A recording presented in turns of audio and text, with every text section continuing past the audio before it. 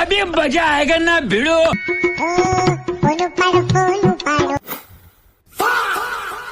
Hello.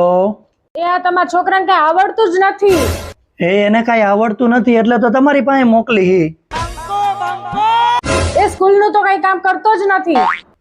હવે એ અહીંયા કઈ ઘરનું કામ નથી કરતો તો ન્યા હું તંબુરો કરે. એ તમારો છોકરો તો નકરું બહારનું જ ખા કરે છે. એ તો પૈસા હોય ને તો બધુંય ખાય હો.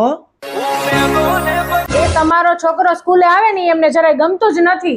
એ હવે ઈ ગમતો તો અમને નથી તો એને હું ઘરમાંથી કાઢી મૂકવો.